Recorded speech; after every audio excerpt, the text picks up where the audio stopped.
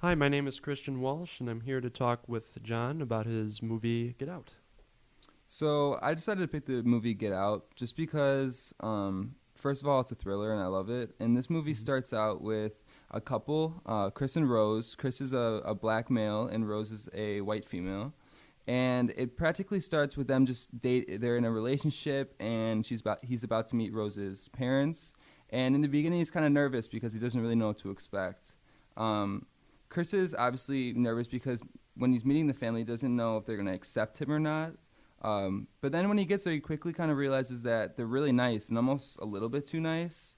And after a couple of odd situations happen, Chris starts to grow a little suspicious throughout the movie. Explain why it is one of your favorite films and what made a big impression on you. So as I was saying, I first really liked it because I love thrillers. Like hmm anything with a suspenseful ending to a movie is something that I always make sure to watch. Also, this movie has a message. Within the movie, they talk a lot about racism and just a lot about like stuff that white people will say to black people that just is offensive and when they don't even realize it. An example of this is when the Rose's father keeps saying to Chris about how much he loves Obama, and he like really emphasizes that just to try to get that get respect out of him, which is but is obviously just kind of racist. hmm There's also a scene in the movie where the black man is walking down the street and a man's following him with a car, and this is pretty much representing the exact situation that happened with Trayvon Martin, the teenager who got killed, got murdered, and it was the exact same situation that happened.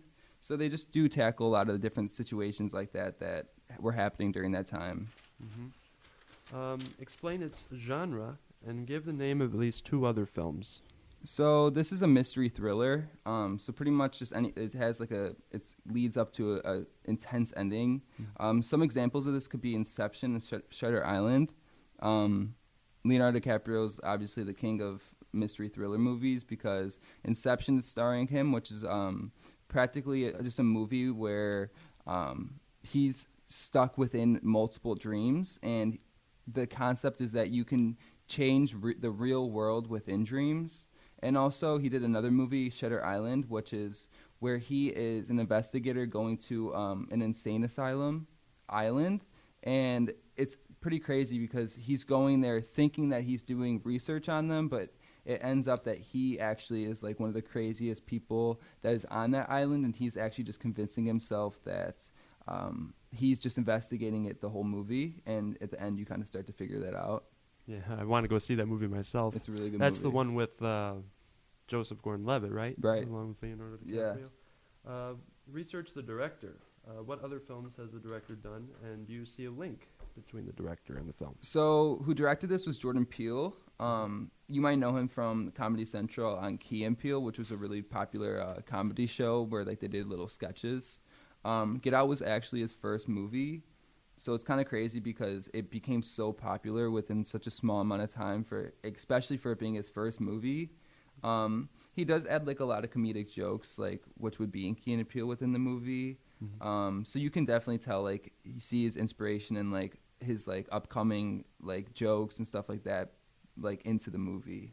hmm And research the producers, production team, and/or film studio. Who produced this film, and what other projects have they worked on? So the main producer of the show was or this movie was Jason Blum, who also produced the movie Whiplash, which is a movie about a kid that is trying to become like one of the best drummers in the world.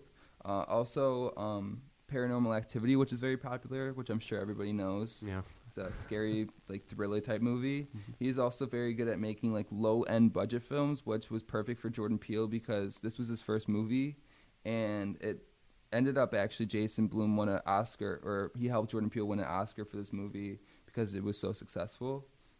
Jason Blum also has won 3 Oscars within his career. One of them being for Get Out, one of them being for Paranormal Activity, and also Whiplash. hmm And who wrote this film? What other films has the screenwriter written? And is there a link between the writer's other projects and the film? So the movie Get Out is it's all respected to Jordan Peele because he is the only one who like he made the script, he directed it, he practically was the main creative side of this whole movie. So he himself wrote the script. As I was doing some research, he was talking about how he had like a ton of scripts, and this one ended up being like the one that everyone ended up like really like being attracted to. And he said that he eventually just fell in love with it, so he had to make a movie out of it. Mm-hmm. And was there an obvious star anchoring the film? Discuss who starred it and who were the supporting cast. So since this movie was such a low end budget movie, in the beginning when this movie was first made and released, these stars were not that like famous. This was like, for example, Daniel Kaluuya. This was one of his first movies, so this was, I think, his first or second movie. So he was just a brand new actor, but they were on low budget, so they didn't have money like to get good actors. But they ended up getting a pretty big actor named Allison Williams. She was in the movie Peter Pan, made a couple years before that. Also on a very popular Netflix series called A Series of Unfortunate Events, which is a Netflix original, which is pretty popular. But after Get Out, she became like way more popular and started to get a lot of movie deals and stuff like that. Mm-hmm. And did this movie make or lose money at the box office? So the budget for this movie was $5 million, and they ended up making $33 million the first week. And they made $255 million in gross sales, and then $176 million for domestic, and then $79 for in the United States. So they did very successful on this movie. He ended up making a ton of money after this, and eventually made the movie that just came out, Us, out of this earnings that he made. Mm-hmm. What was the film budget compared to the domestic gross and foreign gross markets? Yeah, so as I was saying, the total that they made was $255 million. The gross was, or in the United States, it made $176 million, and then domestic, it made $79 million, which was about 30% of their earnings. Did they lose any money at all? Nope, they did not lose any money, and they ended up actually earning a ton of money. They more than like tripled their the money that they spent on this. Mm-hmm. What was the critical reception of the film? Did film critics love the movie or criticize it? So film critics ended up actually really loving the movie. Mm-hmm. They were really attracted to like the thriller style, also with like the movie touching on some political issues, such as I was saying, racism and stuff like that. Mm-hmm. Yeah, so that like earned a lot of credit from the critics, and also the ratings were very solid. It got a 98% of Rotten Tomatoes, and on IMDb a 7.7 out of 10. So the critics actually really loved it. Yeah, and it ended up being a super successful movie. Mm-hmm. Give a direct quote from at least one review of this film, and state the name of the reviewer source and date that it was published. So one of the reviewers was Ty Justice, and he's kind of known for reviews. And he said that Daniel Kaluuya, the main actor in the movie, as lead role, Chris was superb. His usage of facial expressions and body language played well as his character, which honestly couldn't be more true, because for being one of his like first big films, he did absolutely amazing with the acting. Even like with his emotions and like him crying and stuff, he like was doing stuff that even actors today have an issue like doing. He was very impressive to all the critics. Mm-hmm. And has this film made an impact on your life? I wouldn't say this film has made an impact in my life, but it definitely, I feel like, made an impact on like the social media culture, because after this movie came out, it like was kind of a big deal within Twitter and Instagram, because just a lot about the racial issues that they touched on, also just the filming from Jordan Peele, because he's pretty big with like the younger crowd, so everyone was kind of going crazy over him. And I do believe that that's one of the reasons why the budget was so why their gross domestic was so high for this. And has this film made an impact on our culture at large? Yeah, so like I was saying, I do believe that this has made an impact on our culture. It just, like as I was saying, like with the racial issues and stuff, that was a big issue during that time. And it's something that I think people needed to see, like everyone needed to see in a movie, just like in a more subtle way that like wasn't like so like into your face. But yeah, I do believe that this has made an impact in our culture at large. Mm-hmm. And last question, this is probably an easy one for some people. Out of all the movies that you've seen in your lifetime, was Get Out your best one? I think Get Out Actually, it's funny because Get Out was my favorite movie until the recent movie Us just came out, which is another Jordan Peele movie, and that's now my new favorite movie. So Get Out a couple weeks ago was my favorite movie, but now Us is my favorite movie. But I do still love that type of style of movies. Yeah, it's pretty tough nowadays. You Yeah. see with different movies coming out. Well, anyway, thanks, John, for the interview. All right, thank you.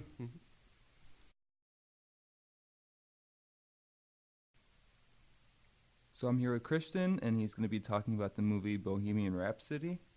So the first question is, choose a favorite film that is available to research and recount what happens in it.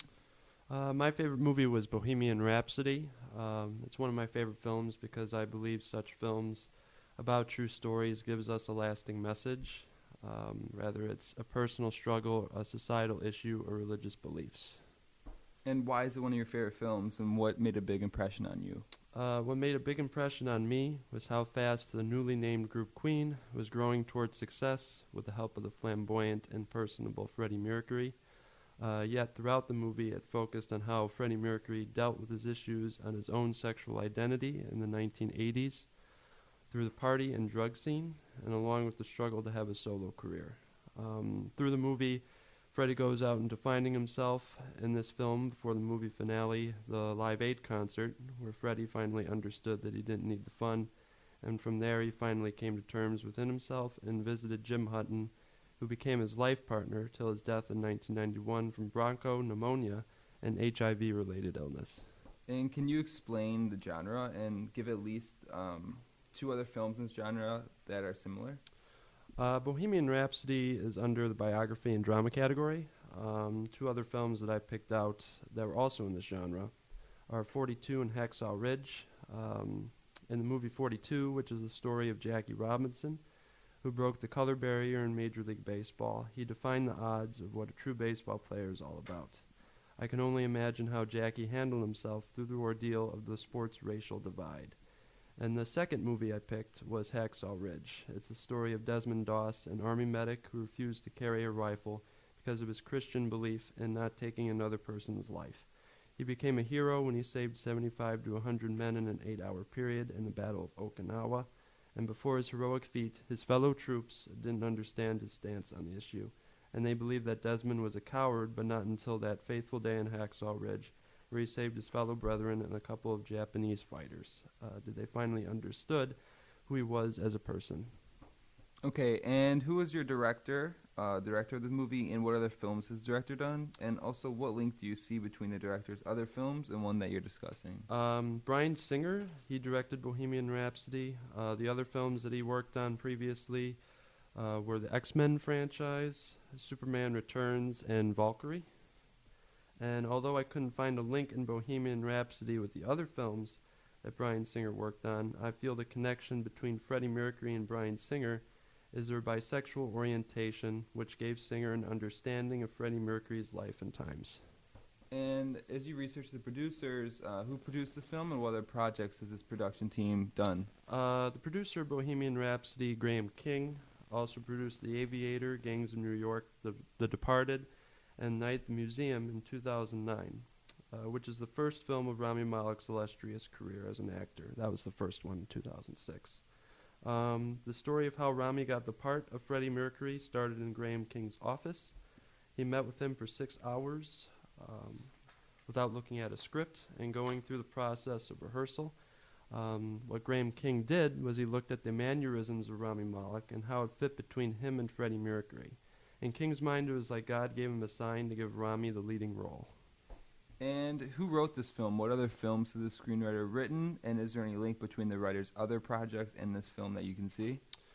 Anthony McCartan wrote the screenplay to Bohemian Rhapsody, also wrote The Theory of Everything, a story about Stephen Hawking, a theoretical physicist, author and director of research at the Center for Theoretical Cosmology at the University of Cambridge. An extraordinary man doing great things for the world. And another screenplay to McCartan's credit is The Darkest Hour with Gary Oldman, a story about Winston Churchill, a former Prime Minister of England from 1940 to 1945, who led Britain to victory in the Second World War. All three screenplays revolve around one main character's life. And was there any obvious stars anchoring the film? Discuss who starred in it and who were the supporting cast. Well, Rami Malek played the starring role and main character Freddie Mercury. The supporting cast were played by Gwilym Lee, Ben Hardy, and Joseph Mazzello, who played the band members for the group Queen. But Rami Malek was, the main attraction of the movie. And did this movie make or lose any money at the box office? Yeah, and what are the ticket sales? Bohemian Rhapsody opened at $51 million, and its lifetime gross of the film was $215 million domestically, ranked number 1 out of 4 million theaters at the time. The domestic box office, which is the U.S. and Canada, this film grossed $215 million, while in the foreign markets it grossed $600 million. The film budget was around $50 to $55 million, so it is fair to say this movie was very profitable. And then if you compare it to domestic gross and foreign gross, you can see if it made or lost money. And is the foreign box office income for this film much larger than the domestic box office? Well, the reason for the different box office numbers that I found is that comparing the two in the U.S. and Canada film markets are very well developed, meaning the vast majority of people can buy a cinema ticket, can do so. And while in the foreign markets, the cinema business is not that saturated, so there has been a vast continual growth in the foreign market. And then discuss the critical reception of the film. Did critics like it, or did they kind of criticize it? In critiquing Bohemian Rhapsody, the film critics were mixed on this film. Some felt the scenes weren't connecting to the film itself, but praised Rami Malek's portrayal as Freddie Mercury when it came to the concert scenes at Live Aid or going back to when Queen was on tour. And then can you give a direct quote from at least one review of this film and state the name of the reviewer, source, and the day it was published? And do you disagree or agree with the reviewer's point? Jasper Reese of The Spectator described Bohemian Rhapsody, and I quote, as a succession of pre-digested cliches, writing you are overcome by the sapping impression that almost nothing happened the way it's being presented. The costumes and wigs were splendid, and the songs still up to snuff, but this homage to a showman is more famine than feast, end of quote. And would you say that this film has had an impact on your life? I would say it has, because Freddie Mercury became a pop star sensation in the 1970s and 1980s, but before that he was just an ordinary person struggling through his relationship with his father and his father's expectations of what he thought Freddie should do with the rest of his life. I feel that many of our youth struggle with finding future plans and worry what our parents' expectations are of us. And has this film had any impact on our culture at large, in your opinion? In my opinion, this movie brings out how some friendships can be harmful. For example, the relationship between Freddie and his manager, Paul. Paul took advantage of Freddie's fame and fortune and pulled him away from his true friends, the band members of Queen.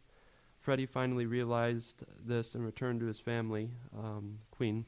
I feel this can happen to all of us in our lifetime, that some friendships are toxic, and it takes some time to realize who our true friends are. And just as a separate question, how similar do you think the movie was compared to the true life story of all of that? I think when it came to the Live Aid and throughout the beginning of the film, it brought a very similar representation of what Freddie was about as a person. Usually, there's a lot of critics out there that say, oh, this isn't accurate or anything like that. But I believe this portrayal by Rami Malek was very accurate as Freddie Mercury. Okay, well, thank you for the interview. Thank you, John.